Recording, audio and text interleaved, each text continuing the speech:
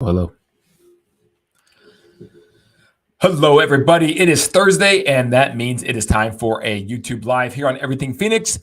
I'm Kelly Cook. And as always, guys, let us know where you are listening from, if you don't mind. Okay. We'd love to know where you're at. What time zone are you in?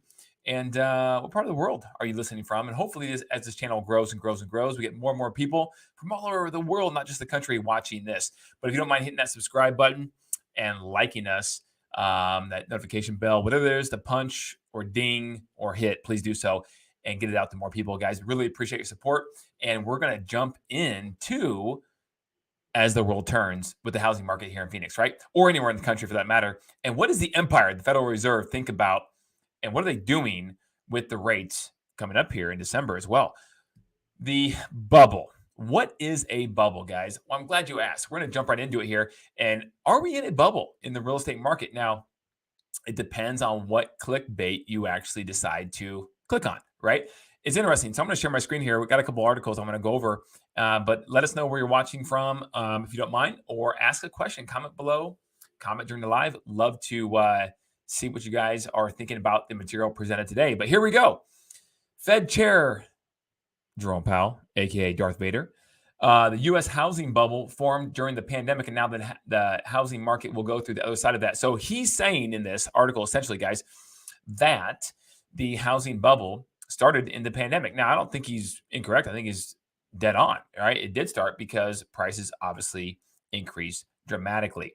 Now, what's interesting is, check this out. In 2005, Fed chair at the time, right, Alan Greenspan, told Congress that a bubble in home prices for the nation as a whole does not appear likely.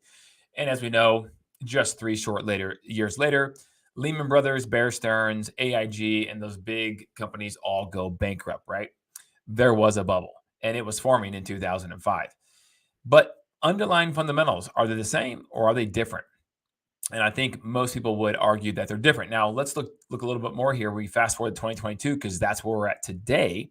And they're talking about PTSD, scars of that Great Recession, housing bubble bursting. And obviously, you have a lot of that going on. Now, what's interesting is he talks about that statement of a bubble. So according to past statements by Powell, the process of bringing balance to the U.S. housing market has already begun. Okay, it's encouraging. In June, Powell said spiked mortgage rates would help to, quote, reset the U.S. housing market. Then in September, Powell told reporters that we had officially entered into a difficult housing correction. So a reset, then a correction that would restore balance to the market, aka soft landing. Okay. Then I highlighted this. That bubble acknowledgement by Powell comes on the heels of an article published in November by the Fed, Bank of Dallas. And in the article, they argued that policymakers should try to deflate the bubble rather than burst it. Now, this is interesting because I think this is where we should be, right? This has some meat and some teeth to it, right? In the current environment, when housing demand is showing signs of softening, monetary policy needs to carefully thread the needle of bringing inflation down without setting off a downward house price spiral, a significant housing sell-off, as that would aggravate an economic downturn. A severe housing burst from the frothy pandemic run-up is inevitable. Although the situation is challenging, there remains a window of opportunity to deflate the housing bubble while achieving the Fed's preferred outcome of a soft landing, guys. So this is interesting. Okay, so let's talk about that for a second. So the soft landing, the reset, all these words the Fed's talking about, right? Are we in a bubble or are we not? Now, obviously in 2005, they thought we were not, but we were really, it was being blown up as we speak, right? The helium tank was off the charts, blowing hot air into that thing. So is that the same way right now? I don't know that it is because the fundamentals are different. We're going to look at a couple of things that would probably support that viewpoint. But this is interesting what the Fed Bank of Dallas says, because I think they got it right here, right? There's a window of opportunity to deflate the housing bubble while achieving the Fed's preferred outcome here. Okay. So what she's saying is they have to play these rates and these rate hikes carefully and strategically. Now, if that's the case and the Fed is subscribing to that theory, that would make you believe that potentially rates would come down sooner than later. Now, when I say come down, everyone probably thinks, oh, they're not going to be back down to 3%. Come on, Kelly. And the reality is you're probably right. Okay. I don't think they will be either anytime soon. But if they play this correctly, they won't need to. Okay. If they play this correctly, I think getting to a mortgage 30-year fixed mortgage rate of 5.5%, let's say, maybe 5.75 would be just fine. In fact, we know in Phoenix that will work because the data proved it. Matter of fact, back in July, as we were in our deceleration, picture a line graph, and the graph's just going straight down, right? That's what it was doing from June to September is in Phoenix here, right? A deceleration of values. And so what happened was there was this moment in time for about 2.5 weeks or so, 3 weeks, where rates hit 5.5%. And when that happened, the deceleration stopped and it went flat. Okay. For that time, then it went back down again as soon as rates went over 6 and up above that. So the Phoenix market proves, data alone, not my opinion, that a 5.5% rate would be great. So I think there's a window of opportunity that if they do this right, and I'm not saying the Fed's going to do it right. That's that's a whole different thing, right? Hey, Miriam, thanks for hopping in and giving the thumbs up. We appreciate you. Thanks for doing that. And now let's jump back over to the Fed here. I don't think they're going to do it right necessarily, but I hope they do. I hope they do. And if they do, I think there's a good opportunity that they have this window where they really put the brakes on spending, consumer spending, and lending and borrowing. And hopefully that curtails inflation. We already know with the CPI that's starting to obviously curtail. So there's a chance that possibly if they just now pump the brakes a little bit come the first quarter of next year, possibly even maybe a reduction of rates, who knows, small, that does enough to kickstart the economy, yet not put it on fire, because that's what we don't need. Guys, nobody wants 20% of appreciation. I mean, I guess if you were selling and just bought a year ago and selling, you got 25% appreciation in 1 year, which happened in a couple different markets across the country.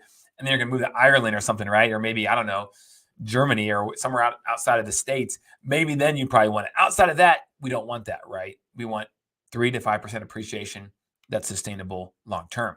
All right. So now I'm going to go back over here and I'm going to show you another article, guys. I think it's kind of important. So now, what causes real estate bubble? I'm glad you asked. Let's go to our friends at Investopedia. Okay. So that's actually a pretty good website if you have a chance to ever check it out. But what causes that? We'll do some key takeaways. Housing bubbles are temporary periods characterized by high demand, low supply, and prices that are inflated beyond the fundamentals. These bubbles are caused by a variety of factors, including rising economic prosperity, low interest rates, wider mortgage product offerings, and easy access to credit. Forces that make the housing bubble pop include a downturn in the economy, a rise in interest rates, and a drop in demand. Okay, so let's go a little further. What is a housing bubble? Okay. What causes a housing market bubble?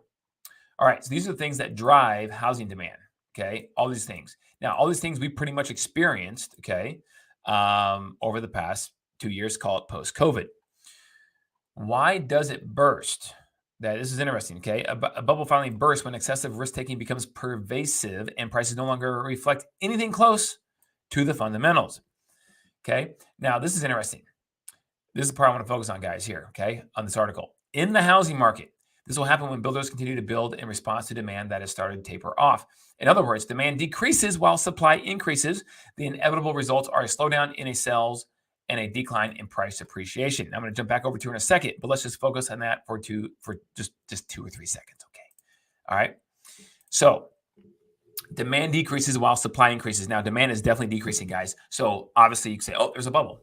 Demand is decreasing, no doubt about it. In fact, demand is decreasing a lot faster than supply is increasing, and supply is not increasing very much at all. In fact, right now across Maricopa County, supply is actually decreasing, okay? Let me rephrase that. It is decreasing in comparison to what it normally is doing this time of year, going back to 2021, 2019, and so on and so forth, at levels that are much lower than they typically are this time of year.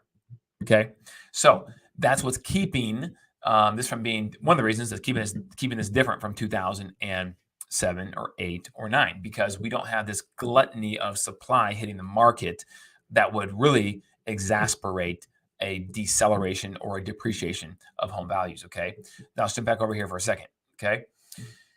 All right, that's not the end of the cycle. As sales slow and prices stop rising, the realization of risk reverberates through the market. That realization could be precipitated by a number of things, okay? An increase of interest rates puts homeownership out of reach for more borrowers. A downturn in general economic activity leads to less disposable income, okay? That's not really happening. Now, guys, we know an increase of interest rates puts homeownership out of the reach of more and more borrowers. That's happening. big time, on a big time level, right? This often leads to defaults and foreclosures, which eventually add to the supply of homes. Now, pause there because that's what's not happening. Nor what is not happening is a downturn in general economic activity leads to less disposable income, job losses, and fewer job openings, which decrease the demand for housing. Okay, guys, these things are not happening. Okay, some are not. In fact, I got another stat here I want to share with you. Okay, when it talks about foreclosures and defaults. Okay, here's the stat right now. Right now, okay, only about 214,800 homeowners were facing possible foreclosure in the second quarter of 2022, or just 0.4% of the 58.2 million outstanding mortgages in the United States of America. Okay. 0.4%. All right. At this point, are facing possible foreclosure in the second quarter of 2022. Okay. Of those facing foreclosure, about 195,000 or 91% had at least some equity built up in their home. That's interesting, right? So they could potentially even sell and not actually have to go back to the bank because they have some equity. Furthermore, let's talk about equity in homes. Speaking of which, okay, this is interesting. Here's the reality, okay? Now, here, let me give the negative first. This is the clickbait. This is the headlines. Here we go.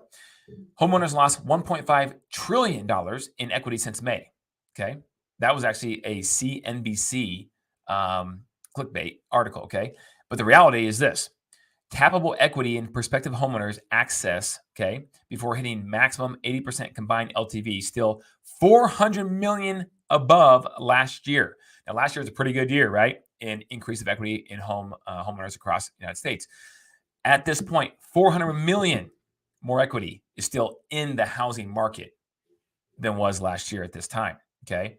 So homeowners are in strong equity position, guys, and unfortunately, the foreclosure wave at this point is just not going to happen, which is causing this second reason number 2 and 3 and 4 why this is different than 2007. Okay.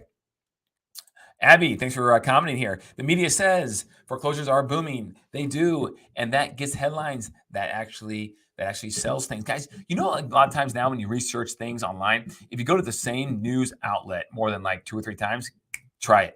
Guess what will happen?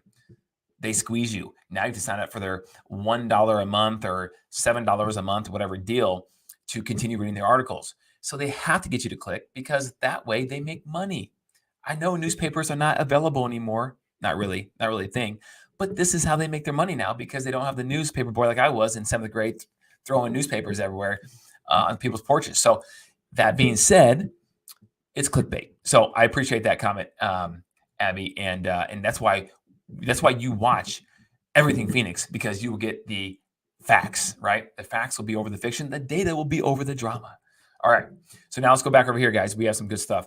This is good stuff. I appreciate the communication and collaboration here on this. All right. Now we're here.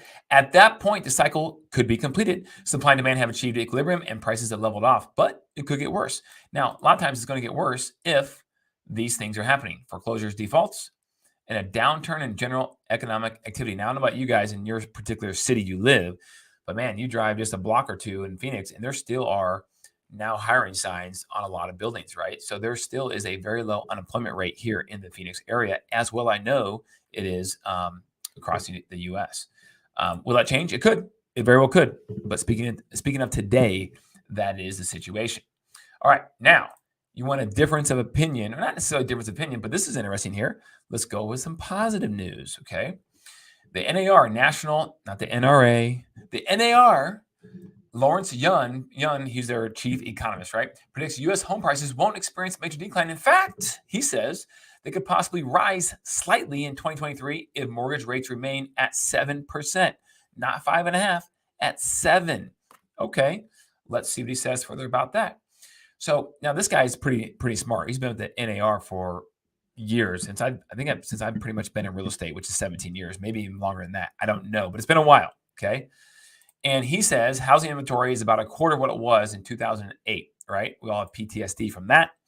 But this is a reason, 702 as to why this is different in many ways from 2008 and the Great Recession. Okay. Distressed property sales are almost non-existent at just 2% and nowhere near the 30% mark seen during the housing crash. Short sales are almost impossible because of the significant price appreciation and the equity, i.e., in the last 2 years. Okay. So this is interesting. Now, let's get down to what he says. He talks about GDP, which is interesting, right? If you want to geek out on some economic news. But here you go. In 2023, Yun expects, or Yoon, I don't know if it's Yoon or Yun, probably Yoon, expects home sales to decline at 7%, while the national median home price will increase by 1%, with some markets experiencing price gains and others price declines. He also projects a strong rebound for housing in 2024 with a 10% jump in home sales and a 5% increase in national median home price. So guys, he's saying that if rates stay below 7%, okay, then home prices will increase by 1% potentially across the board as a median national number. That's interesting. So guys, there's a lot of people out there going, I'm going to wait. Here's my concern. Don't be the person, if you're going to wait, that's fine. You can, that's your prerogative clearly, right? But if you're going to wait, make sure you're paying attention to channels like this where they give you the data, because the market's going to turn. It's going to turn fairly quick, relatively speaking, because obviously the housing market's a pretty slow moving beast. But when it turns pretty quick, it's going to turn. And you want to get in the game, and that's the case, because what you don't want to be is the person who says, well, I saw the Federal Reserve now, let's say it's March of next year. I'm just guessing, right? And they say, we're going to drop the rate 50 basis points or 25 basis points. And then you go, oh, it's interesting. That's good, right? Now my borrowing power increases. Yes, it does. But then you go, hold on here. I talked to my buddy over at the gym, or talked to my friend at the grocery store, and they said they think the rates are going to go down even further next month. So then you sit there and you stay on the fence and you go, okay, maybe I'll go ahead and wait till next month. Because what if they go down another 25 basis points? And then it just keeps going and going. And now what you're trying to do, instead of trying to time the top, you're trying to time the bottom, right? And no one can. No one's that smart, unfortunately. Not even me. I know it's hard to believe. Not even me. Okay. So now, guys, let's go over to some stats of what's going on here with from the Phoenix Business Journal, which I love. This one you do have to pay a decent amount of money to, but I'm okay with that because there's really good information here, okay, that I'm going to give to you guys. And I love to read this stuff, all right? Phoenix home price declines continue amid market that's cooling nationally, all right? So home prices are dropping slowly in the Phoenix metro area, and this kind of validates a lot of things. Home prices in the valley slid 2.2% between August and September. That's not that much, guys. When you have appreciation from January to May in 5 months of 20% in 2022, then you go down 2.2%, you're still up 18%, 17%, somewhere in that ballpark. And so that's not bad. That's still pretty good. Can you get the price you were hoping to get on this run up? No. But could you still get a really good price if you just bought the house a year or two ago? Absolutely. And you can make some good money because you have equity in the property. But here we go. Phoenix area's median home price is $328,000 in September and was still 12.6 higher than the median price for September 2021. Guys, let that sink in. September of this year, market's falling, housing bubble. The home prices from a median standpoint in Phoenix are still 12.6% higher than where they were September of 2021. And 2021 had a decent run up. Okay. But that is down from 17.1% year-over-year growth seen in last month's report and the 22.4 annual rise from August. So you're at 12, or you're at 22, in August. Then you go to 17, you go to 12. Where's the bottom? No one knows, right? That's what everyone's trying to time and not get in too high and quote unquote overpay. All right. The yearly growth rate put Phoenix at number 7 on the reports index, which is also where the metro ranked last month. So out of all the major markets in America, Phoenix came in at number 7. Okay. So for price appreciation, which is still pretty darn good. We were number 1 and 2 with, Tampa, Florida, and some markets like that, Austin, Texas, during the run up, and we're still at number 7. So the decline hasn't been not that bad, actually. When you're number 1, you have a long ways to go down, a lot further to go down than you do if you're number, 17. Okay. All right, let's go over here. As inflation continues to soar, here's how Arizona cities rank for affordability. This is kind of cool. Okay. Because, we live in Phoenix. Maybe some of you guys watching this do not live in Phoenix. Okay. So you're thinking, can I really afford to move to Phoenix? I don't know. What's the affordability like? I heard the home prices went up a lot. So is it still affordable to live there? How will it compare to the house I can get? Well, I know you can go on to consumer portals and websites and start looking at properties and start get a good idea. But here are the numbers, okay, for affordability in the Grand Canyon State here. Arizona still remains relatively a bargain. In fact, Tucson turns out to be the 24th most affordable locale in the U.S., and Phoenix Metro is among the top 100. Okay, so now Phoenix was a lot cheaper 3 to 4 years ago. Primarily, what has driven that cost of affordability index? What has driven that up? Housing. Okay, but it's still in the top 100. And when you combine that with all the things going for Phoenix, locale, proximity to all the other major beach resort areas, even Rocky Point in Mexico, all the businesses coming here. The weather, guys, the weather this time of year is just spectacular, right? All right, so according to the Business Journal analyst of the latest data, okay, the index shows how costs compare in a metro compared to the national baseline of 100, okay? So if a metro with an index of 90, that would be 10% more affordable than the national average. Where does Phoenix fall into that? Well, I'm glad you asked. Phoenix Metro ranked number 77 in affordability with a regional price parity index score of 102, a little above the national baseline. Tucson, by comparison, a score of 93. So Tucson is a lot more affordable overall with a 93, below the national average of 100, and Phoenix comes in at 102. Now, but then you have to live in Tucson. And guys, Phoenix is cooler, right? So you want to live in Phoenix. Trust me, it's worth a few extra bucks. I'm just saying, I'm obviously biased, but I'm just saying, okay?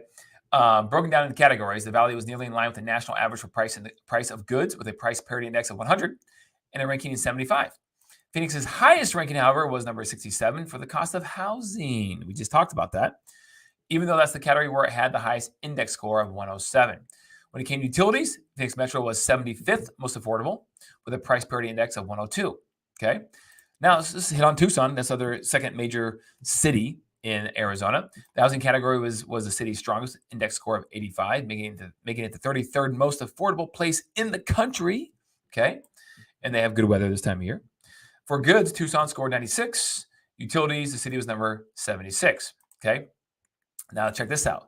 The affordability scores of the analysis go back to 2008 when they show that the Phoenix had hovered around the national baseline every year since then, dipping as low as 98.86 in 2017. Guys, Phoenix was on sale from 2007 to 2017, in other words, right? But rising as high as 106 in 2009, because obviously home appreciation and then the crash, right? So that's kind of cool, interesting thing. By the way, McAllen, Texas, top of the list as the nation's most affordable place in the 100 largest metro areas. Okay. Now let's hit some development here for a second, because we always got to touch on a little bit of development, right? Because why not? It's fun. What's going on in Phoenix? Okay. This is cool, guys. If you're a sports fan, this is really cool. All right. So here's the title. Tempe City Council approves Arizona Coyotes Arena development. This is going to be awesome, guys. Now, the crazy part is this is actually going to be developed on a old landfill. So there's a lot of cleanup to do. And this is going to be located down by the Salt River after it dams. For those you don't know, that is in the kind of central part of Phoenix by Sky Harbor Airport. And it's going to be really, really cool. The renderings on this are just fantastic. Okay. Tuesday evening, that would allow its ownership to build a $2.1 billion entertainment district and arena. And guys, the city of Tempe is already pretty cool. This is going to make it even cooler. All right. So they voted a unanimous 7-0, and they are going to have a pretty cool facility there, as well as a national sports team in the NHL. Okay. Let's see what else can we tell you about it. There's the city council people and blah, blah, blah. Okay. It will be built on 46 acres. Okay. Just northeast corner of Priest Drive and Rio Salado Parkway, just south of the Salt River. All right. And like I said, it's going to be on an old landfill. So that's kind of interesting. Oh, here's the rendering. There we go. I knew we had one here somewhere for you. You can see the Tempe district right there, the arena. And then there is all the mixed use commercial and residential space. Here you go. Not that anyone cares about this part, right? But according to the development agreement, the city, the Coyotes, would pick up the tab for the city's costs related to the voter referendum, expected to be about $250,000, but the city is going to pick up a lion's share of this. They have agreed to pay for legal costs and so on and so forth. And guys, it's right next to Sky Harbor Airport. So obviously that entertainment district, if you're flying in, boom, you're right there.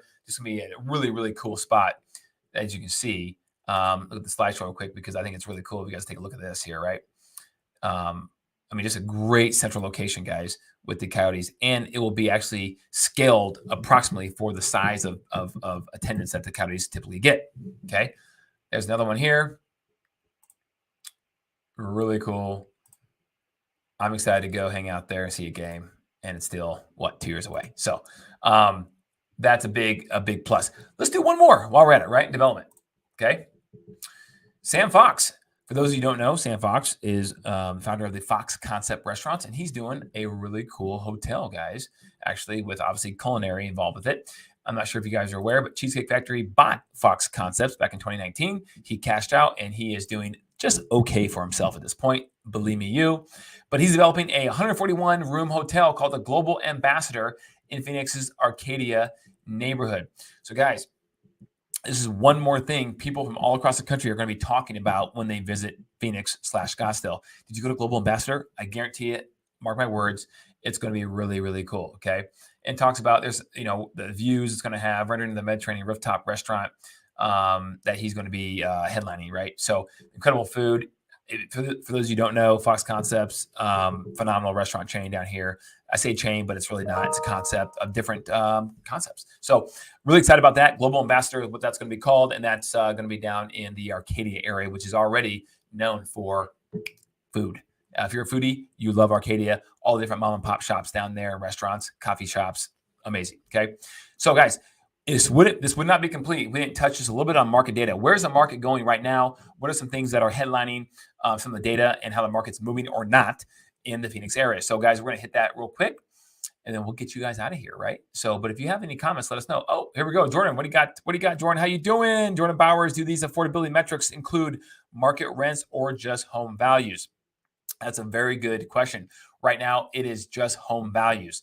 There are some actually like City Data and some other places out there that you can get some demographics on that will actually factor in rental rates as well. But right now, this one is just the median price home of the Phoenix area, or any area for that matter, right? Abby, what do you got here? Let's see. Yeah, but who wants to live in Tucson? I'm sorry, guys. If you're down in Tucson, we love you. We love you. And it's not because I'm an ASU fan. I like ASU, but it's nothing against U of A. Phoenix is just a little better, right? In fact, if you go to a website, there's some data. Pima County, which is where Tucson is at, is one of the top 5 counties almost every single quarter that is responsible for bringing the most population into Maricopa County, which is where Phoenix is. So a lot of people in Tucson are moving back to Phoenix. So I guess it's more than just my opinion, right? But we still love you, Tucson. Great place to visit and hang out and maybe go see a U of A game if you like U of A. I don't know. But there you go. All right, here we go. Lori, hey, what's up, Lori? Love hockey. ASU has a new arena too. Yeah, they do. And matter of fact, I'm glad you brought that up because I think we touched on that in another live a little while ago. But I want to go see a Coyotes game at the ASU arena. In fact, I want to go see an ASU game at the ASU arena because I've had 2 friends go already and they said it was outstanding. Why? Because A, it's brand new and it's intimate, right? I think it's a 4,000 to 5,000 seat arena that they have on campus. And it's just awesome, right? First of all, guys, if you're not a hockey fan, that's okay. You probably have only watched it on TV. I'm telling you right now, guys, hockey in person is a whole different ballgame. And if you have a chance to go watch hockey in person, do it. If you have a chance to go watch hockey in an intimate setting that is new with a concourse with all these nice restaurants and concessions, and do it. And that is on ASU's campus. So, Lori, thank you. You're exactly right about that. Nick, what's going on, Nick? Crypto is a scam. Real estate is stable. That's not a question. I just wanted to add that. Hey, and the old saying is you don't wait to buy real estate. You buy real estate and wait. You can wait to buy crypto, right? Crypto is kind of, right? So maybe just kind of dollar cost average. Maybe just wait and just jump in. Real estate, just buy it. Just get in the game and hold for a long time and you'll be just fine. All right. Thank you guys for those comments. I really appreciate it. Let's hop back over to the Cromford report and hit on some market data because that's important, right? You don't know where you're going unless you know where you've been. All right, so here you go. We're going to start right here because this is kind of the hot topic right now, according to the data in the marketplace, the housing market here in Phoenix. Monthly average sales price per square foot. That is interesting. So as you can see up here, the average sales price per square foot has been drifting slowly down for the last 10 weeks. but not at alarming speeds. The chart below is for all areas in the MLS. Now, before we go any further, guys, you guys know the Cromford report is the foremost authority for data in the entire state of Arizona, and we love it. We subscribe to it, and we believe in everything they have to say because it's true. It's data. It's not their opinion. There's no emotions involved. It's just raw facts. So here you go. Average sales price per square foot. You can see right now in 2022, it's actually not tailing off that bad. You can see that it's slow, it's just slow increase, but it's a pretty big increase, right? 2021, the blue line there. And then you have 2020 right here, just behind it. Then you have this big hump for the first half of 2022, and then it kind of has tailed off. Now, right here between June and September is kind of my thing of home prices kind of tanking, but then you can see it's kind of stabilized and it kind of went down again as the Fed increased rates. Now, there's some seasonality to this too as well, guys. And I think you're going to start seeing, here's my prediction, right? One of many, guys, to take to heart. Not seriously, don't, but if you want to. But there is some education behind this. And you can see by these charts, even on years that were pretty much stable in terms of appreciation, look back here in 2015. But look at the first 3 or 4 months of the year, average sales prices are typically increasing. There's not one year going back that really they went down. They were slow going up in some cases, but they always were increasing. Why? Because of seasonality demand. That will happen again this year.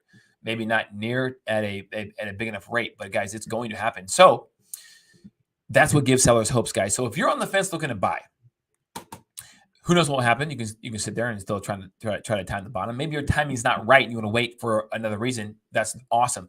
But I'm just saying to consider your window you have right now, just because when homeowners put this their house on the market in January, they're going to have this thing called hope. And we talked about this last time, but they're going to have this thing called hope. All the events come into Phoenix, the seasonality of the market, the snowbirds coming here to buy second homes, retire, whatever. Spring training, baseball, the Super Bowl, golf. And so you name it, that gives them hope. And even though the market could continue to decelerate, they might still hold steady in their pricing, keeping and waiting for that right buyer to come in, because certainly someone's going to buy it at their price, right? That kind of thing, right? That mentality. And it's true, guys. So that being said, just be aware of that. Okay, be aware of that. And take this into consideration. This is just data to help you make better and more informed decisions. Now, let's go to, you guys love this one. I love this chart. This is the cities, the major cities, suburbs, etc., of the Phoenix area, okay? And you can see, are they trending upward or downward? Now, most of them have been trending downward for the past, 5 to 6 months here. But you can see right now, Cave Creek, you turn from last month to this month, you actually increased on the Cromford Market Index. Now, remember, guys, I have this banner here I'm going to put here so you guys always remember this. A balanced market with the Cromford Index is 90 to 110. Okay. So right now, technically, Cave Creek, you're balanced. Scottsdale technically is trending down at the moment. Technically, you're a seller's market. And then, of course, Fountain Hills, I don't know what's going on there, guys. Fountain Hills, what's in the water there? But, guys, I'm telling you, Fountain Hills, killing it. They are still well above a balanced market. Now, if you go to buy in Fountain Hills, could you have some decent leverage? And could homes be increasing in terms of their days on market? Yes, of course, right? But because the trend is down, right, in Fountain Hills. But overall, supply demand is keeping them in balance in a good way, right? At least for sellers. Look here, you got Cave Creek, Scottsdale, Paradise Valley. Those are those four, that are typically the best, the highest, and they still remain in those positions. Look at Paradise Valley, 27%. That's interesting. I'm not sure what to think about that or why that would be necessarily. But it'll be interesting to see what PV does over the next 2 months going into January and February. My guess is that trend reverses, but we'll see. Phoenix, you're at 87.1, so you're down 6% on the CMI. Chandler, 84. Glendale. Now, Chandler and Gilbert are two really popular suburbs, newer, family-oriented, clean, nice, safe, the whole 9 yards, right? And they're even at 84, and Gilbert, 76, okay? So it is a buyer's market. Now, Surprise, this is the second Surprise, right? This is the second week in a row. I don't know what's going on here, guys, but Surprise could work. I don't know what you're doing, but you're reversing trend 2 weeks in a row. That's good. So if you're a home seller in Surprise, you're sitting there going, thank goodness, right? If you're a buyer, you're like, maybe I should go ahead and jump in that water before it goes too much higher. Chances are it's going to reverse trend at some point. I'm not sure what this would be attributing to, honestly, because every single other suburb on the outskirts is pretty much going in the wrong direction in terms of, not towards balance. It's going away from balance.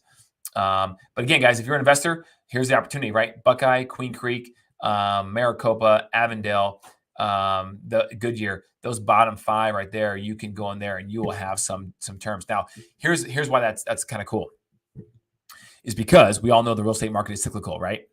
And so because it's cyclical, it's going to come back at some point. We don't know when, but at some point. No one knows when, but at some point it will. That is a tried and true fact. So if you're an investor and you're okay renting a property, holding it for a while, now could be a good time to jump into the Buckeye market, buy a single family house, whatever it may be, and you're going to have all kinds of leverage, a good price, and then you're going to be able to rent it out. And then if you ever want to sell, you just wait. You wait until the market reverses trend, and Buckeye is now over 110 on the CMI. It's now in a seller's market at some point in the future, and then you sell if you ever want to, right? So these are some things that you should pay attention to, in my opinion, if you are maybe an investor, right? This CMI does matter. All right, so some more comments here. All right, Abby. Yes, Kelly, Nick, you can't time the market. Spend time in the market. That's a good one too. Oh, see, now we have a new saying for real estate. You can't time the market, spend time in the market. A lot of time, more time, the better, right? By the way, did anyone ever say somebody, what do people say, right? They say, I'm gonna take this banner down, guys, because you are probably getting tired of looking at that. But what do people say? They say, man, if I'd have bought that house 10 years ago, look at it now. Yeah, they do, right? And then if you say, I didn't buy the house 10 years ago, you say, I'm an idiot. I should have bought the house 10 years ago. Well, what will they be saying? What will you be saying about yourself 5 years from now? Man, silence is golden, right? Woo! Struck a chord there, I think. But that's something to be asking yourself, right? And so even though you maybe not be at the bottom of the market or at the top of the market, whatever it is, if you have a long-term perspective to hold that real estate and you can afford to do so, right? That's a big thing. If you can't afford it, don't do anything stupid. Let's be honest here, right? But if you can afford a monthly payment with a mortgage, think about it, right? It's a worthwhile thought to have, right? T, how you doing? T out in California. Would you right now, currently, right? Would you advise a seller to wait to put their home on the market in January or list now if they are ready to sell? That's a good one. I love this question, especially this time of year. Okay, and here are my thoughts on this. And if you Google this, you won't find it anywhere because it's just off the top of my head. But it's been off the top of my head now for many, many years, probably about 15 or 14 years. I always say December 12th is the date. Okay, there's nothing scientific to it. But if you're not ready by December 12th, just wait, but don't wait until January. In my opinion, I would wait until December 27th, 26th, 27th, and then I'd put it on the market. Why? Guys, the amount of people that visit Phoenix for the holidays, for Christmas, is incredible, okay? And New Year's Eve and New Year's and all that. There are a lot of people when Christmas is done, right? Maybe they had too much, eggnog. They're around the family too much. They have headache, migraines, whatever, right? And now it's the 26th. They wake up and they go, oh, Christmas is over. Now, I'm one of those people who I get kind of sad, right? I love Christmas. But a lot of people are like, hey, I love Christmas, but I'm ready to be done on 26. And what do they start doing if they're in town from Tennessee or Minnesota or North Dakota or Chicago? And they're visiting grandma or aunt or friends, whatever. And they go, it's nice outside. I'm going to go take a walk. I'm going to take a drive. I want to look at some real estate because what would it look like living down here or maybe having a second home?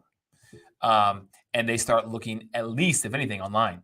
And sometimes our busiest weeks that we've had in real estate is that last week of December, guys. So if you're ready now, I would absolutely do it. There are people looking to buy right now. And but if you get past December 12th, I would just, I would hold off, right? Just wait because you're getting real close to Christmas at that point. And so let's just wait on that. But afterwards, it's go time, right? 26th, 27th, it's go time. Okay. Now, make sure I got all those questions and comments. By the way, guys, thank you for commenting and let me know what you think or what questions you have, right? It really helps the channel out and helps all the viewers out because, guys, there'll be people that watch this even past it being live at some point, the recording, and it'll be good for them to know what's going on in the market. All right, last but not least, let's go back over here and let's show you listings under contract. This is actually a pretty good last and final graph for you guys, but this is interesting, guys.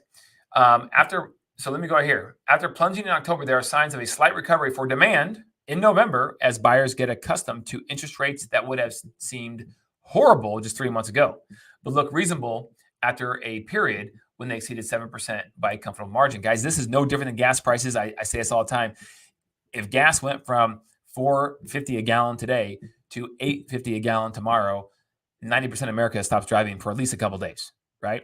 But if it goes, but the government or the powers that be, oil companies, whatever, want to get it to be $8 a gallon, at some point in the future, and they step it, raising it 20 cents every other day or whatever a gallon, then it's not as bad. People get used to it, right? So this is what's happening right now with the interest rates. So even so, it says right here on the commentary, we have even fewer than 7,000 listings under contract across all areas and types when we really should have well over 9,000 in a normal market. We almost achieved 9,000 in late August, but the Fed, the Empire, Darth Vader, took an axe to chop that down, or lightsaber to chop that down. So that being said, there you guys have it, right? But here's the positive line. Here's the positive, guys. Let's focus on the positive. The positive is there's still 7,000. Okay, there's still 7,000 homes listings that went under contract. That's still quite a bit. It's not 9,000, but it's only down at $2,000 mark. Excuse me. Now, by comparison, okay, last month there were about 9,000 homes that sold, and we're trending around that 4,900 to 5,000 mark. So it is a small little uptick here, but at the end of the day, it's still below the norm, right? But we all kind of know that, right? That's not anything that's earth shattering. Okay, guys. So we're now have been on this broadcast for a little while, about 41 minutes, and I've taken too much of everyone's precious time. So thank you very much. If you have any comments, leave them below. If you didn't comment live, okay, after this is up, and it will be out on our YouTube channel, Everything Phoenix. And we really appreciate all you guys. And I'm going to wrap this thing up right now and let everyone go have a wonderful rest of your Thursday. And thank you as always for attending Everything Phoenix YouTube Live on Thursday. Thanks, guys. Take care. Bye.